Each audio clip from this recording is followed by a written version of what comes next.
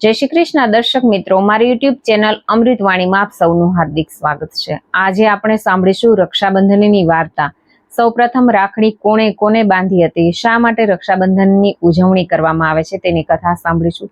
જો આપને મારો વિડીયો પસંદ આવે તો ચેનલને સબસ્ક્રાઇબ કરો, જેથી નવા આવનારા વિડીયોના નોટિફિકેશન તમને મળતા રહે। ભાઈ બહેનના પ્રેમનો અવસર એટલે રક્ષાબંધન। શ્રાવણ માસની સુદ પૂનમ એટલે રક્ષાબંધન। બહેન પોતાના ભાઈને હેતથી રાખડી બાંધે છે અને ભાઈ પોતાની બહેનને જીવંત પર્યંત રક્ષા કરવાનું વચન આપે છે। તેમની ધાર્મિક કથા અનુસાર પુરાણ કાળની વાત, હિરણ્યકશ્યપના વંશમાં પ્રહલાદનો પુત્ર બલિ ગાદીએ બેઠો। વળી બળવાન હતો। પ્રહલાદ જેવો ભક્તિમય પરંતુ હિરણ્યકશ્યપ જેવો અભિમાની રાક્ષસ રાજ હોવાને કારણે દેવો સાથે સતત વેરભાવ રાખીને લડાઈ કરતો રહ્યો।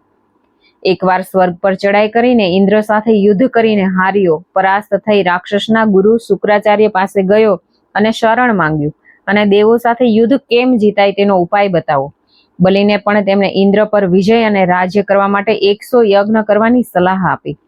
તેમણે તરત જ અમલ કરતા થોડા સમયમાં 99 યજ્ઞ પૂરા કરી લીધા। બલિરાજાના 99 યજ્ઞ પૂરા થયાની વાત ઇન્દ્રને મળતા ઇન્દ્રને પોતાની ગાદી ઝૂંટવી લેશે તેની બીક લાગી। દેવો પણ ચિંતામાં પડ્યા।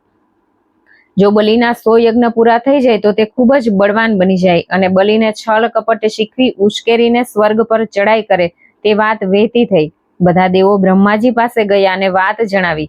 સમયની ગંભીરતા સમજી બ્રહ્માજી વિષ્ણુ ભગવાન પાસે સમુદ્રમાં ગયા અને પ્રાર્થના કરી કે હે લક્ષ્મીપતિ, દેવોના દેવ નારાયણ, દાનેવરાજ બલિ 99 યજ્ઞ પૂરા કરીને બળવાન બન્યો છે। જો તેના 100 યજ્ઞ પૂરા થઈ જશે તો તે મહાબળવાન બની જશે, તેને હરાવવો અશક્ય બની જશે। આ દેવોની વિનંતી સાંભળી ભગવાન વિષ્ણુએ યોગ્ય સમય યોગ્ય ઉપાય કરું છું, તેના 100 યજ્ઞ પૂરા થવા દઈશ નહીં તેવો દિલાસો આપી દેવોને વિદાય આપી। થોડા સમયમાં જ દાનવરાજ બલિના 100મા યજ્ઞની શરૂ થયાના સમાચાર નારદજીએ ભગવાન વિષ્ણુને આપ્યા। શેષનાગ પર બિરાજમાન ભગવાન નારાયણ વિષ્ણુએ દાનવરાજ બલિના યજ્ઞને રોકવા પ્રસ્થાન કર્યું।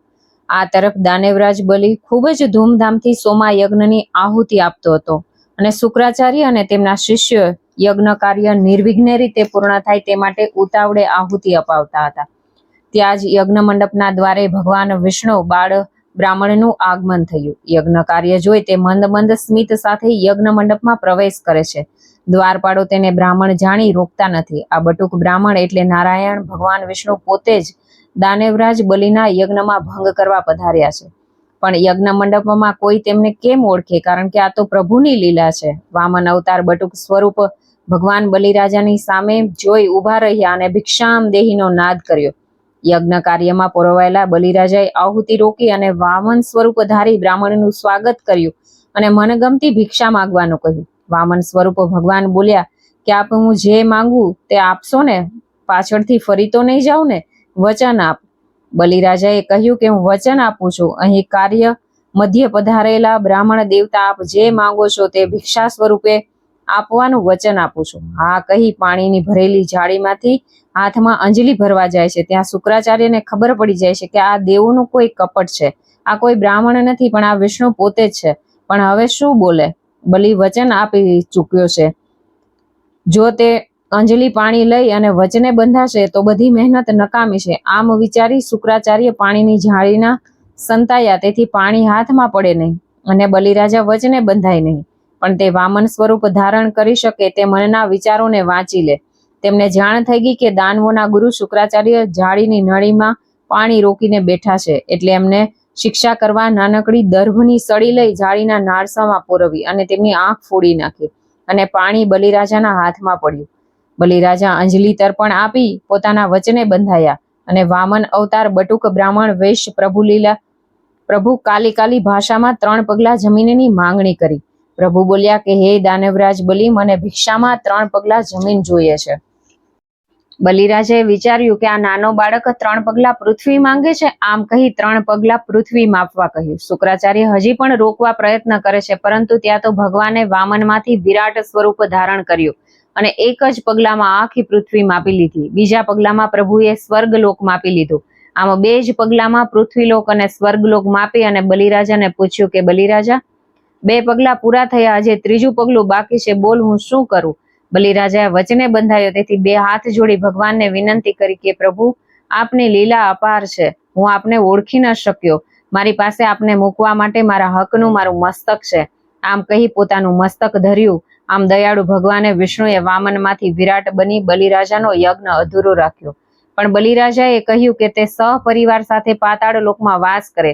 બલિરાજાએ વંદન કરી યાજ્ઞનો સ્વીકાર કર્યો અને બલિરાજા બોલ્યા કે હે પ્રભુ, આપ મારા પિતાના આરાધ્ય દેવ હતા. મેં આપનો દ્રોહ કર્યો, મને ક્ષમા આપો.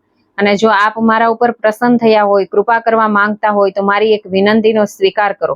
પ્રભુ મંદ મંદ સ્મિત સાથે બોલ્યા ને કે કહો બલિરાજા, તારી શું ઈચ્છા છે, હું જરૂર પૂરી કરીશ. આમ ભગવાન વચને બંધાયા અને બલિરાજાએ કહ્યું કે પ્રભુ, આપ મારી સાથે પાતાળ લોકમાં વાસ કરો અને મારું રક્ષણ કરો. પ્રભુ ભક્ત વત્સલ ભગવાને તેની વાત સાથે સંમત થયા. ભગવાને તેની સાથે પાતાળ લોકમાં ગયા અને તેની રક્ષા કરવા માટે દ્વારપાળ બન્યા. બલિરાજા નિશ્ચિંત બની પાતાળ લોકમાં વાસ કરવા લાગ્યા અને આ તરફ વિષ્ણુ લોકમાં લક્ષ્મીજીની ચિંતા વધી ગઈ. બલિરાજાને ત્યાં ગયા અને ભગવાનને ઘણો સમય વીતી ગયો તો આથી લક્ષ્મીજી દુઃખી થયા. લક્ષ્મીજીને ઉપાય મળતો નહોતો. નારદજી માતા લક્ષ્મીજી પાસે પહોંચ્યા અને તેમની ચિંતા દુઃખ જાણી અને ઉપાય બતાવ્યો. નારદજી બોલ્યા, હે દેવી, આનો એક જ ઉપાય છે. આપ કોઈ ઉપાય કરી બલિરાજાને ત્યાં જાઓ અને ત્યાં વચને બાંધી પ્રભુને પાછા લઈ આવો. લક્ષ્મીજી માટે બીજો કોઈ ઉપાય નહોતો, તેથી તે એક સામાન્ય સ્ત્રીનો વેશ ધરી પાતાળ લોકમાં ગયા, જ્યાં બલિરાજા નિવાસ કરતો હતો. ત્યાં ગયા અને થોડો સમય બલિના મહેલમાં રોકાયા. તેનો પ્રેમ પ્રાપ્ત કરી લક્ષ્મીજીએ કહ્યું કે બલિરાજાને પોતાનો ભાઈ બનાવ્યો. બલિરાજા આથી ખૂબ ખુશ થયો અને રક્ષાસૂત્ર બંધાવી બલિએ લક્ષ્મીજીને બહેન તરીકે સ્વીકાર કર્યો. ખૂબ જ ખુશ થઈ બલિએ ભેટ માંગવા કહ્યું. ત્યારે લક્ષ્મીજીએ કહ્યું કે હે ભાઈ, જો ખરેખર તું મને ભેટ આપવા માંગે છે તો મને તારા દ્વારપાળ બની રહેલા મારા પતિ મને આપ. આમ પોતાની ઓળખાણ જાહેર કરી. બલિએ રાજી ખુશીથી પોતાની બહેન લક્ષ્મીજીને ભગવાન વિષ્ણુ સોંપ્યા અને એક વચન લીધું કે પ્રતિવર્ષ લક્ષ્મીજી ભગવાન સાથે પાતાળ લોકમાં પધારે અને અહીં આવીને નિવાસ કરે. ભગવાને બલિને વચન આપ્યું અને શ્રાવણ માસથી કાર્તક માસ સુધી અહીં નિવાસ કરીશું. આમ અષાઢ માસની 11 દેવપુઢી એકાદશી અને કાર્તક માસની 11 દેવઉઠી એકાદશી સુધી ભગવાન વિષ્ણુ અને માતા લક્ષ્મીજી પાતાળ લોકમાં રહે છે. અને જે દિવસે લક્ષ્મીજી બલિરાજાને રક્ષાસૂત્ર રાખડી બાંધે છે તે દિવસથી હિન્દુ ધર્મમાં રક્ષાબંધનનો તહેવાર ઉજવવામાં આવે છે અને કાર્તક માસની પૂર્ણિમા જે દેવ દિવાળી તરીકે ઉજવવામાં આવે છે. જય શ્રી કૃષ્ણ.